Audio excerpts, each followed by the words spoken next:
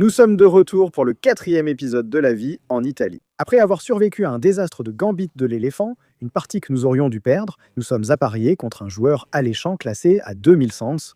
Et heureusement, nous avons les pièces blanches. Donc nous jouons notre ouverture préférée, la vie de Londres. Et il savait ce qu'il faisait. Après les manigances du presse-poney, il opte pour la faire ODC. Et la meilleure façon, comme on l'a dit 1 milliard de fois, c'est de jouer E4. Mais pour une raison complètement stupide, j'aime jouer cette façon douteuse de pousser un seul pion et le laisser faire ses manigances. Et encore une fois, le meilleur coup du côté noir qu'Eric Rosen a joué contre nous 2 ou 3 fois. Tous les papis, tous les grands nuls, tout le monde suggère de mettre le presse-pion là. Il nous demande de faire cette erreur avec le F, puis de revenir en arrière. C'est la méthode à suivre. Et Fizi dit que les noirs sont mieux. Continue ta journée. Sors le presse-pion. Mais pour une raison stupide, on se sentait un peu sophistiqué. Alors on a joué G, et tu peux voir que l'horloge tic-tac ne fonctionne pas. Oui, le plateau DGT était un peu buggé. Donc les minuteries ne comptent pas. Triste vie. Mais comme d'habitude, à chaque ronde de ce tournoi, on arrive toujours avec 5, 10, voire 15 minutes de retard parce qu'on est occupé à manger de la glace. On ne peut pas se plaindre. La glace est importante. On pousse, sort le presse-agrumes, saute avec le poney. C'est la vie londonienne à laquelle on croit. Et maintenant, on joue le coup que personne, absolument personne n'attend. Bon Cloud le roi. Je me souviens quand j'ai joué le roi ici, il a regardé mon visage et il était là. Mais qu'est-ce que tu fais, mec? Comment tu peux jouer un coup comme ça? Frère croyait être un caru, mais ce n'était pas le cas. Fichy adore les noirs parce que c'est le genre d'ouverture qu'on joue. On joue juste de mauvaises ouvertures et on gagne. C'est comme ça qu'on fait. Bref, on cherche à attaquer avec style. Frère veut prendre le fou, mais il veut aussi qu'on pousse pour qu'il puisse le prendre avec un tempo gratuit. Bref, la dame va là-bas. On sauve notre bon pion. On parle de coup de pied avec le cavalier.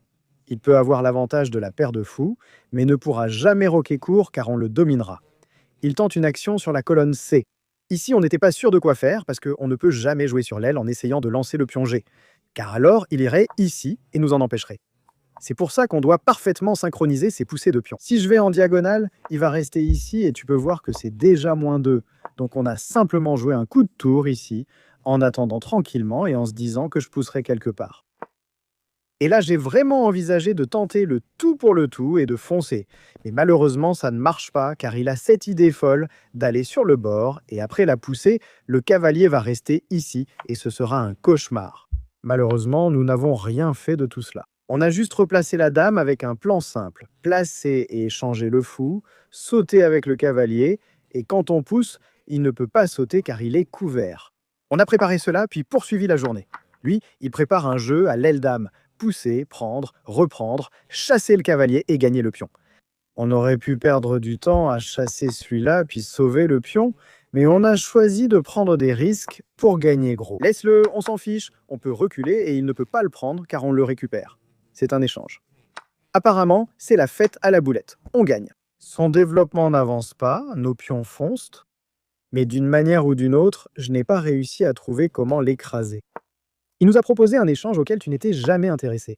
Il nous a proposé un échange auquel nous n'étions jamais intéressés, et là, il a vraiment foiré.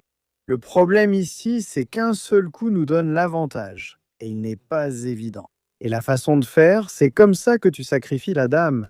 Il prend le gâteau, tu prends la tour, tu prends le biscuit, tu prends tout dans ta vie.